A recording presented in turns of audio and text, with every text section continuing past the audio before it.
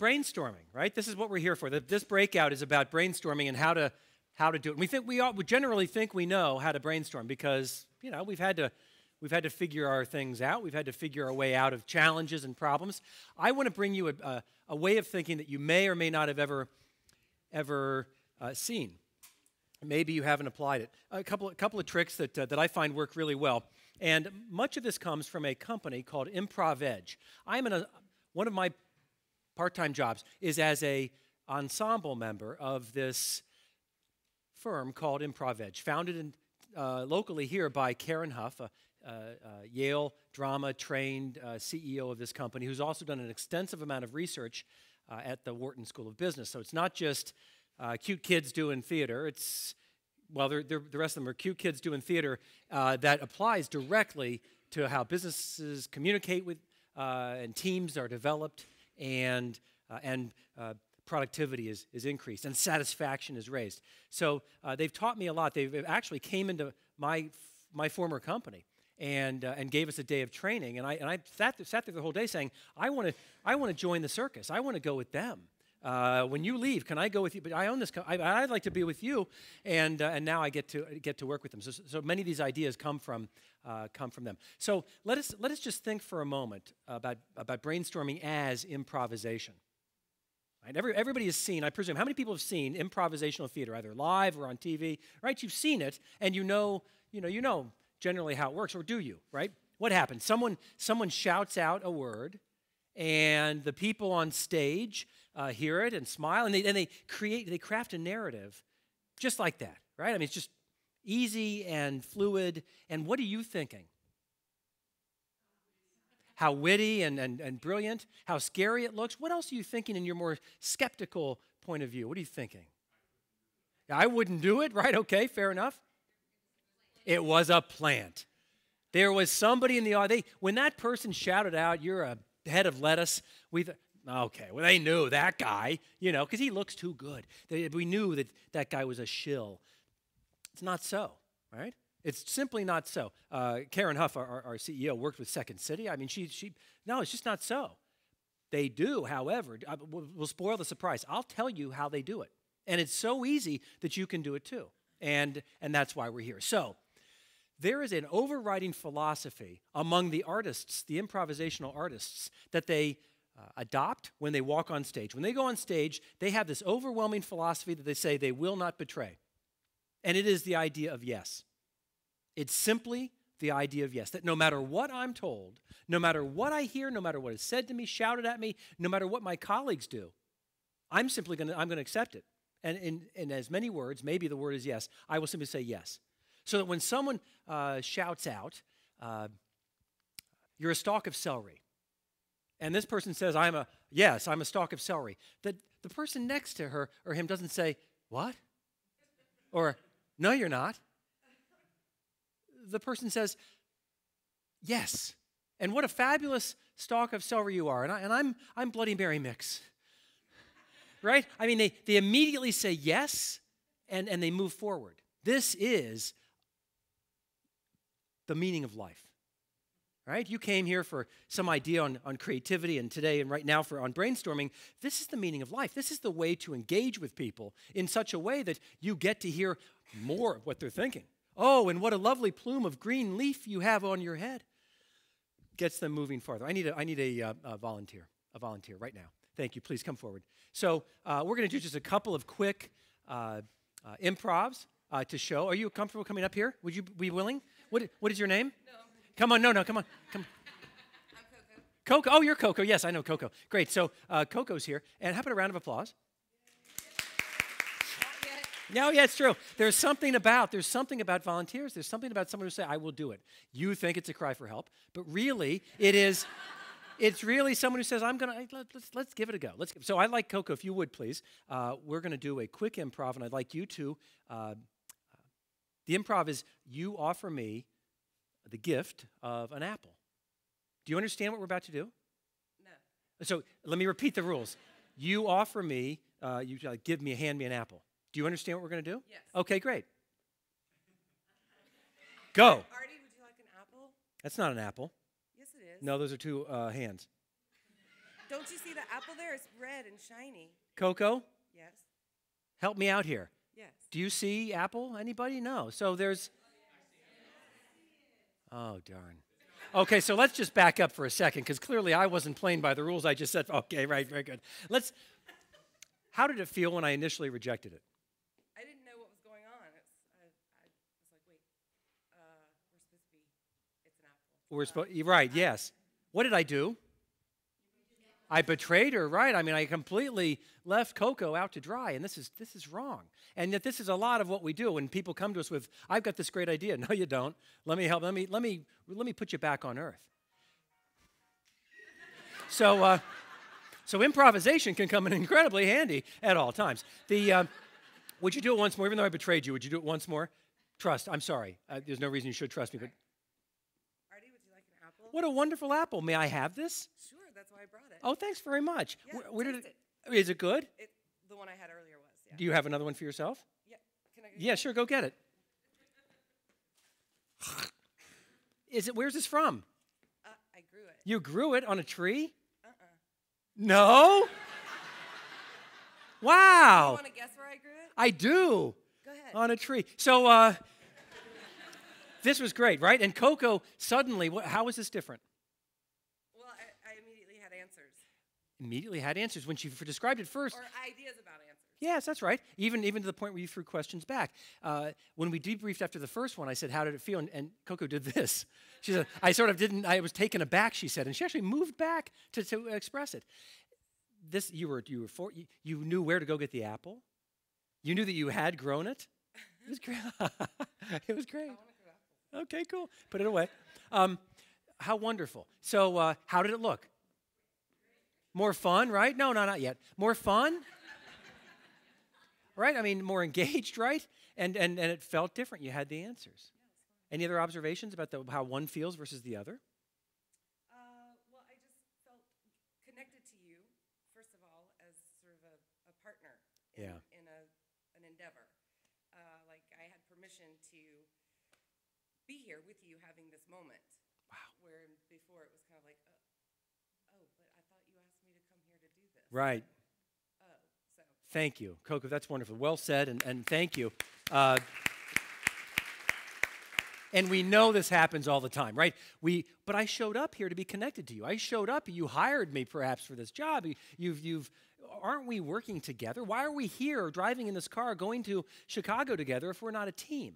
And why aren't we supporting each other? So this is yes. This is the power of yes, and it works in brainstorming in a beautiful way. There's another thing I want to, and we're going to get to that in a second. We're going to do a quick brainstorm at the end of this. But first, what I want to do is, I want to try another improv, right? So I need now 2 volunteers, please, who don't know each other would be great. The 2 of you, put your hands up first. Would you please come forward? Thank you. So which I also have learned from Improv Edge. And if you're interested in, like, they have a group that needs to be trained through improvisational theater, I'm just scratching the surface here. There's up there. Yes, you got to. Yeah, oh yeah, I'll meet you up there. So I can connect you to Improv Edge. I'd be glad to do that. It would be my honor. So names? Melissa? Jan. Melissa and Jan are here. Round of applause.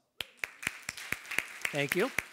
So this is called the two-headed expert. And let me tell you how this works. It's so wonderful that we are so lucky to have the expert here, the expert in our subject, so we can ask questions of the expert because they know everything about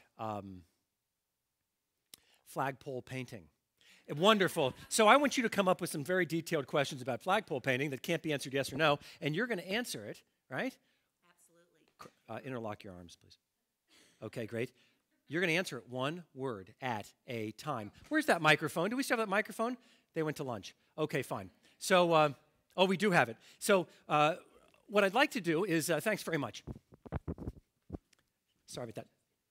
We are turning it on right now. Thank you very much. And so what I'd like to do is ask anybody who has a question to think about it. But first, I'd like you to say, hi, I'm the expert on flagpole painting. Do you have a question? Okay? We're not going to grade them based on what we learn about flagpole painting, but rather we're going to grade them based on, is it a full sentence and does it kind of make sense? Okay? So.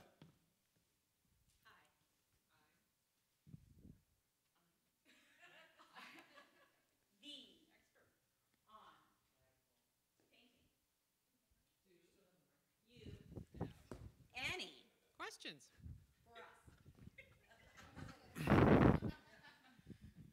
Yeah, I was wondering, with temperature going down in the fall, is there a certain kind of adhesive kind of paint that's going to be better when you're starting at the top of the pole, so you don't want it to run down and you have all this gobby mess at the bottom, as opposed to when you maybe do it in the summer when it's nice and hot? I've always wondered. Thank you. That's really great. Autumn. Sticky. Temperatures. Kind. Sometimes. Paint. Falls. Up.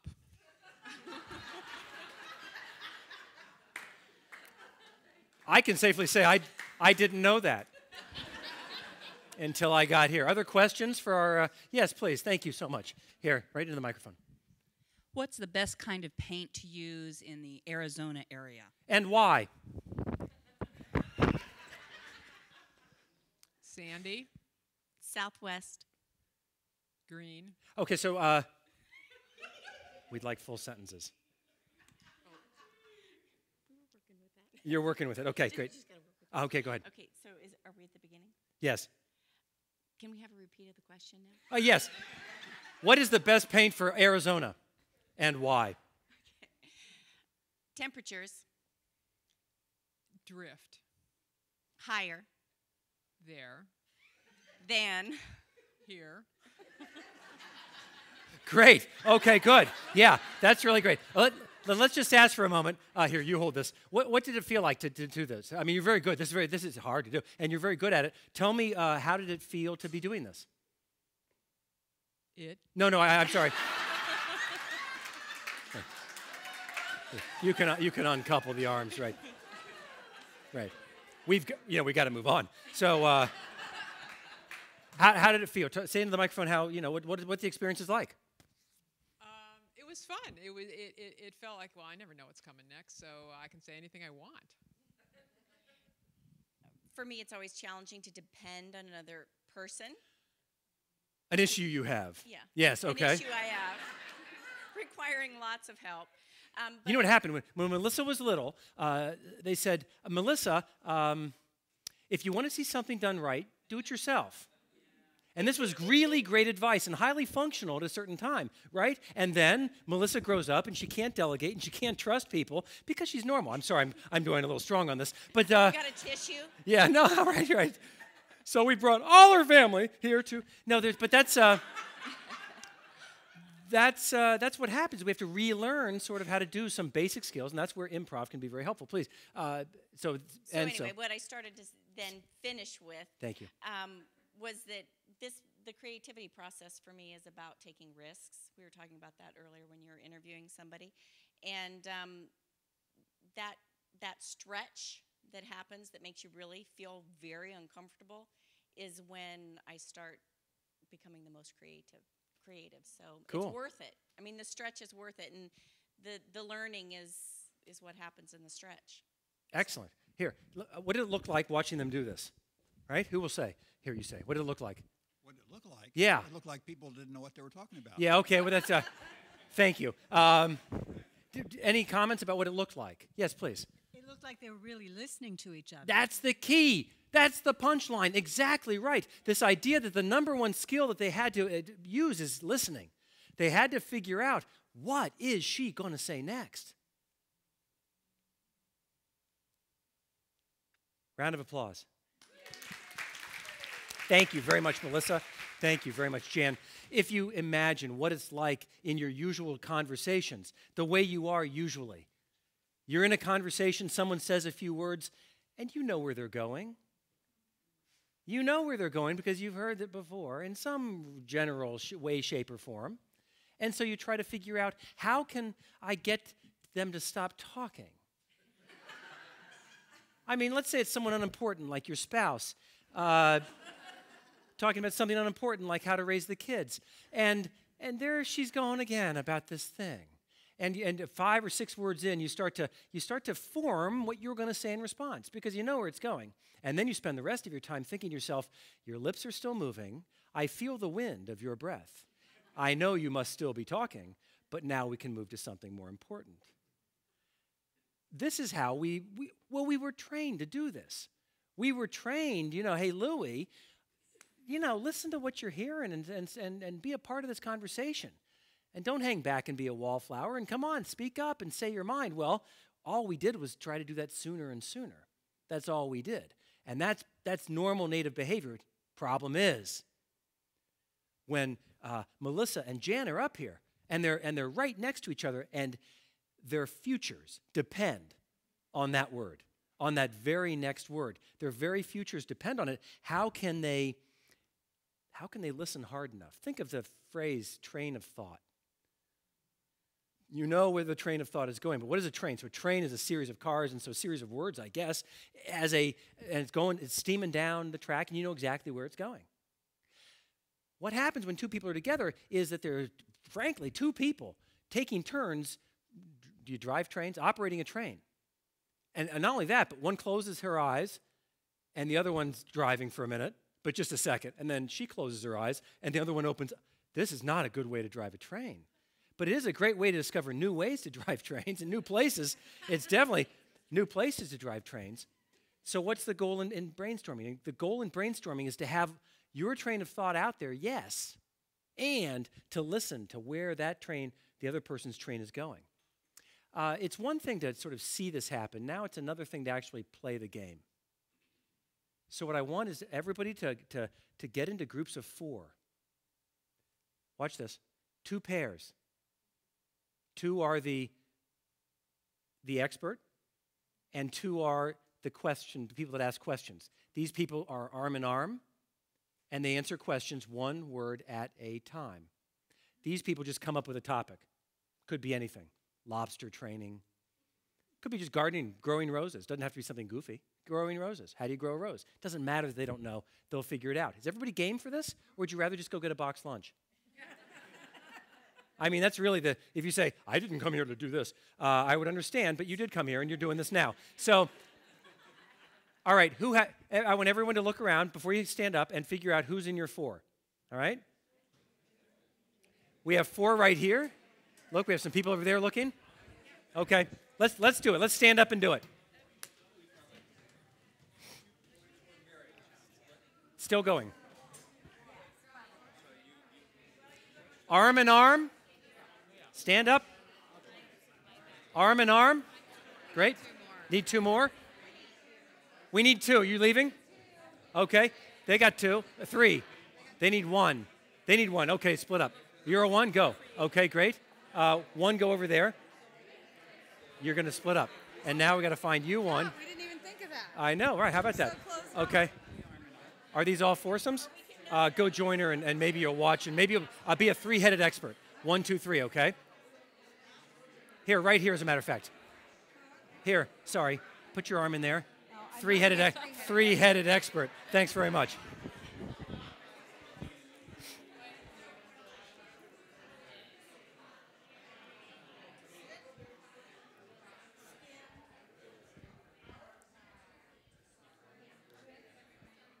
Is this okay? Yeah. Okay, good. Good. Oh, how funny. How funny.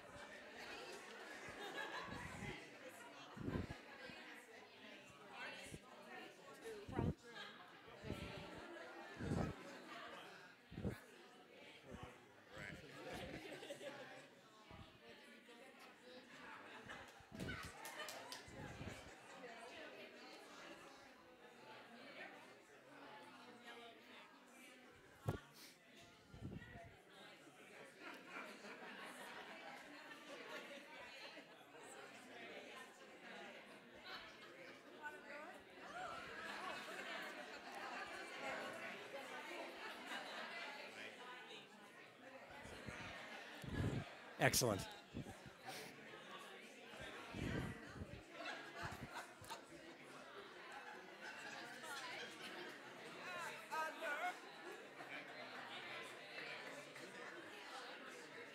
Excellent. Okay, switch around. Switch the pairs. Now the other. Yep. Switch the pairs. Now you're arm in arm. Okay? She keeps trying to make a sentence. Is that what? A sentence is a good thing. Yes, that's a good thing.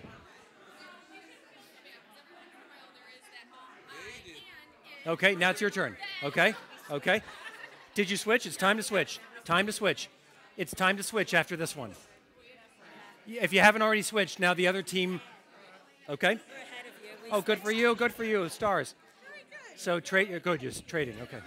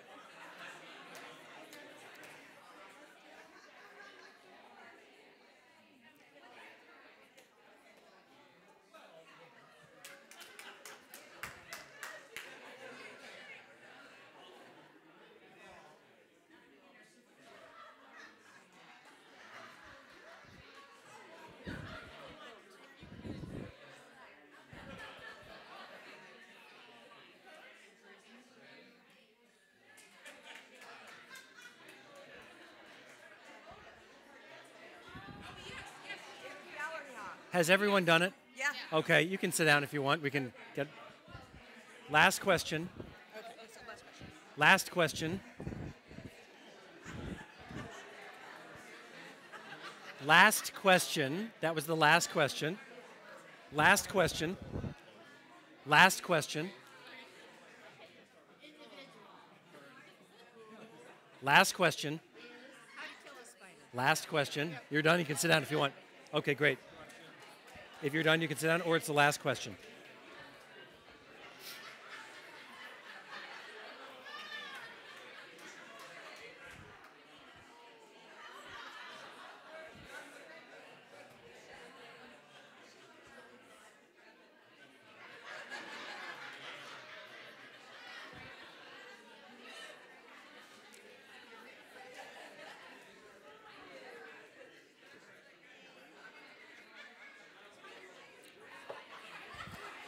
Okay, great.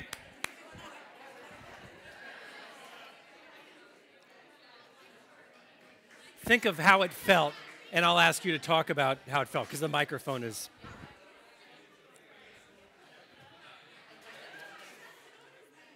Here. If you want to pass it, you can make Patty talk, but someone's got to talk. Not yet. Great, welcome back. Dan Michalko, welcome back. Okay, here we go.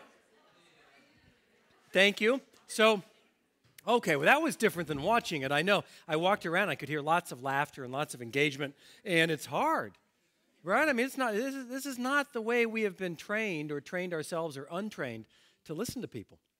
What observation? I'd like to ask this group because they get the microphone. How did it feel to do it, and what was surprising, and what did it feel like? Is this on? Yes, it is. Okay. And people, I was just told, people all over town and all over the interwebs are watching this. They just saw that happen, right? Go figure. Thanks for putting me at ease. Sure, okay, good.